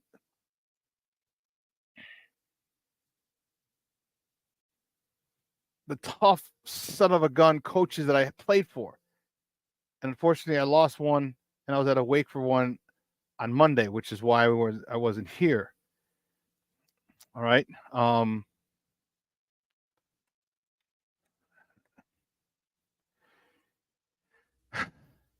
He was a guy. This guy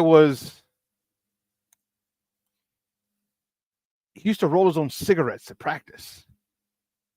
Like he was a bad dude. I don't mean bad. Not bad meaning bad, but bad meaning good. Sorry, all my Run DMC guys know what I'm talking about. This was a man's man. And he challenged you. And we were kids. Mind you, I had him in 5th, 6th, 7th, and 8th grade. We were kids. Literally someone else's kids. And he challenged us.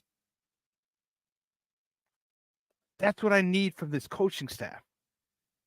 That's what I need. That's what I want. I need them to challenge these young men or these men.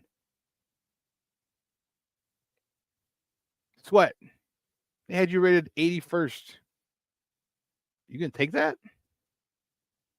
You got your little $100 million deal. Now you're gonna take that. Now life's good. Now you can chill. Now you want to chill. Jalen Johnson, you got snubbed. You should have been first team All-Pro. And you got your money. Now you want to chill? Gervon Dexter. And just go up and down the line. And remind them. Now's the time you want to chill. Gervon Dexter, no one thought we should have drafted you. Everyone talked about what a mistake it was. What a mistake you were. Because you ran a 2-gap. We had a penetration style defense and should not have drafted you. All these things. Like, you motivate people. Find the thing that eats at a player. Find it. Find it. And that's what great coaches do. You find it. You challenge them. Because this defense is, on paper, man, they're back up there. Now we can start comparing them if they do well to the Urlacher defense. We got studs at every level. Every level. I don't know if we have the Hall of Famer like an Urlacher, but it doesn't mean it can't be a great defense because you don't have a Hall of Famer on it.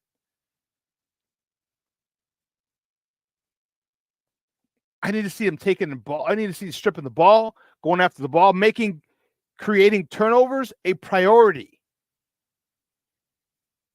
And that starts in practice. I didn't see a lot of that in the Hall of Fame game. I just see people trying to punch the ball out. I need to see more of it. Because I'm going to hold this offense accountable. I'm going to be on this offense a lot more than this defense. This defense a lot more. I'm going to be on this defense a lot more than this offense. I'm going to be on the offense. But this defense is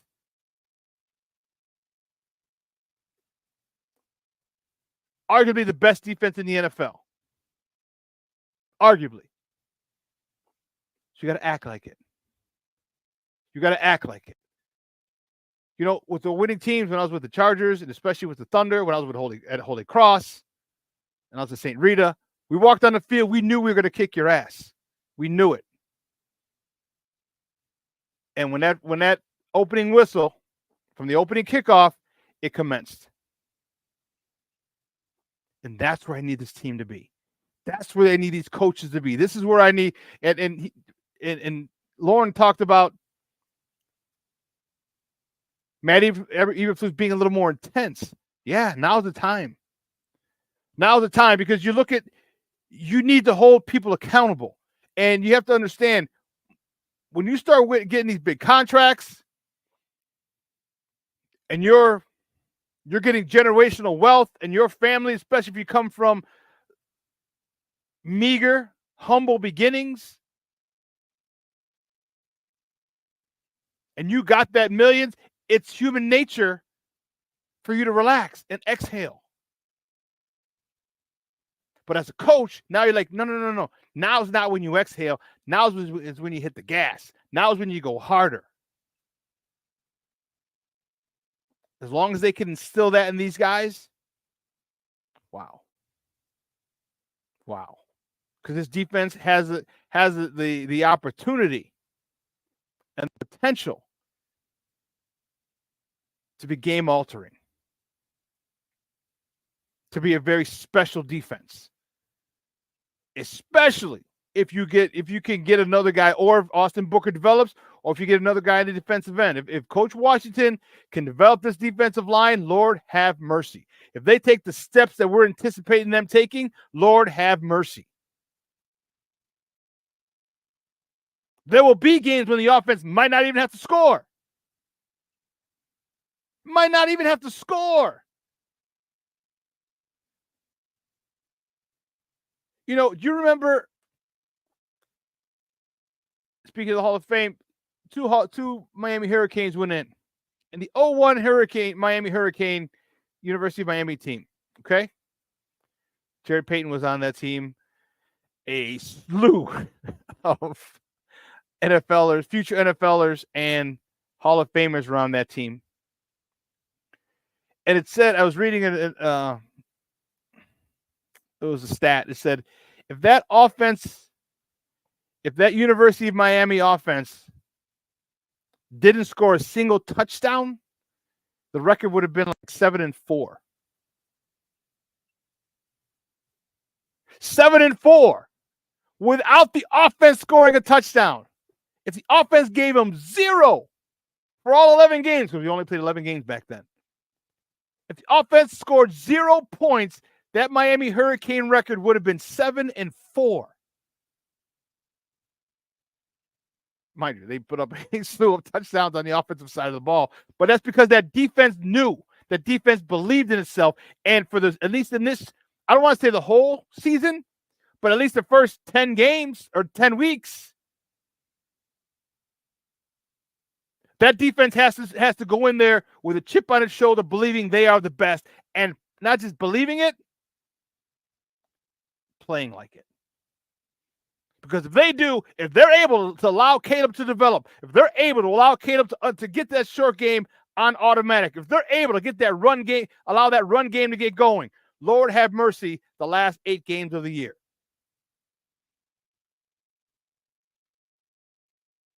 Lord have mercy. But that's where that defense has got to come in.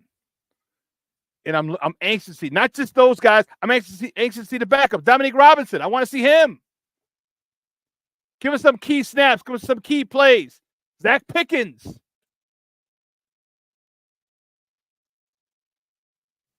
You know, these guys, they're going to be in the rotation. Can you keep the pressure up?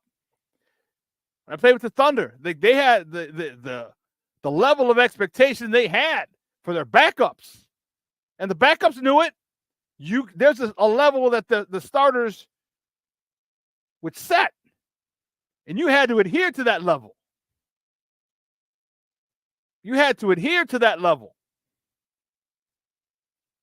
So I'm excited. And this is where the coaching part comes in that we talked about. Coaching is so key. Coaching is so key to motivate guys. And we talk about, well, $10 million should motivate. Yeah, it should. It really should. Because I'd be motivated if I made that amount of money.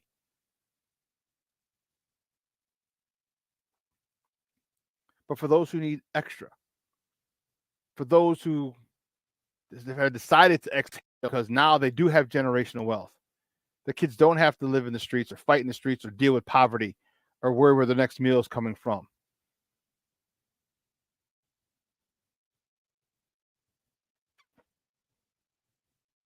Maybe they need a little more motivation.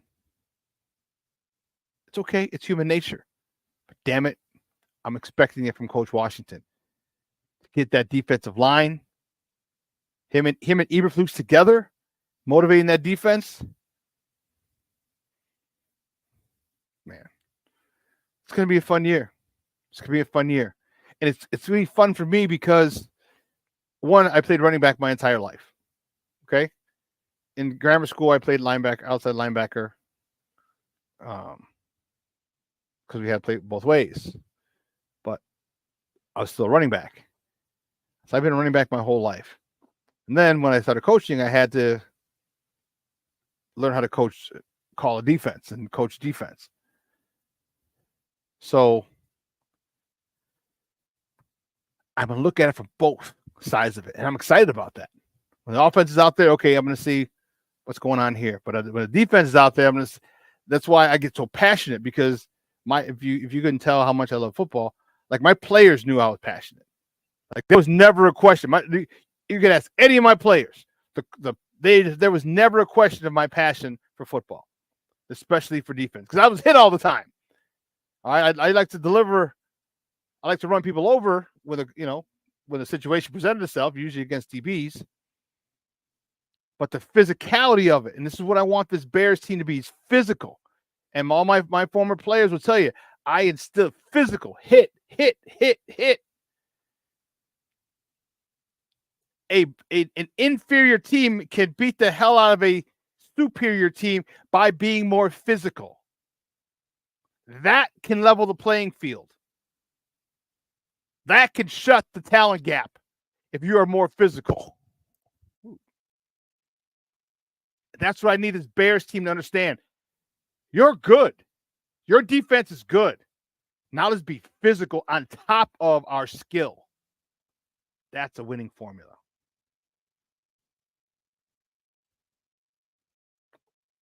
Listen,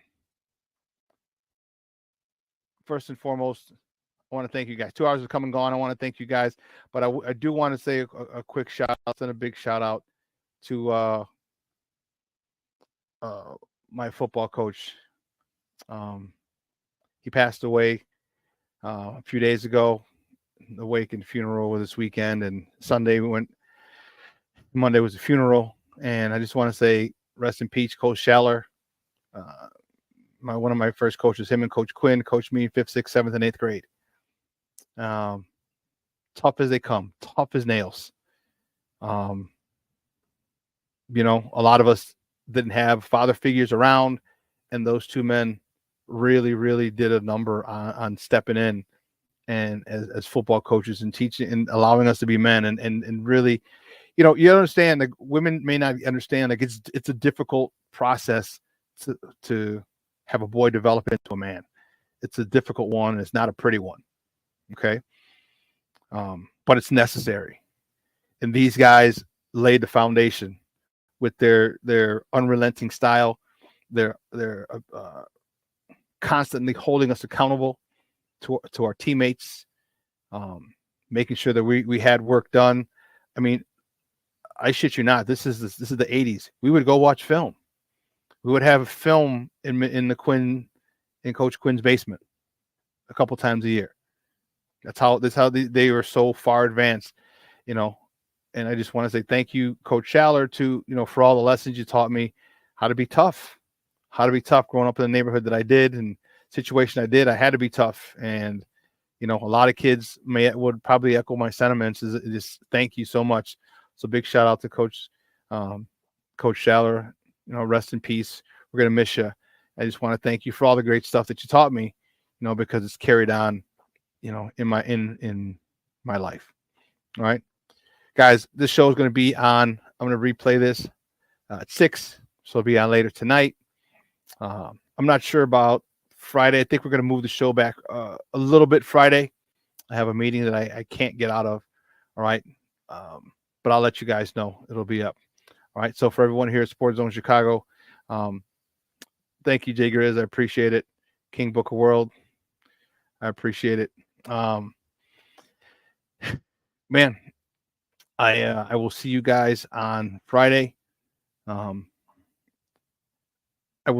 may come to you tomorrow with a little video from somewhere I'm going to be at tomorrow. Thank you guys. Playing King Booker World, Jay Grizz, Shorty Jr. I appreciate it. But yeah, I should be somewhere tomorrow, and I'll be coming to you live from there. But until then, guys, have a phenomenal show.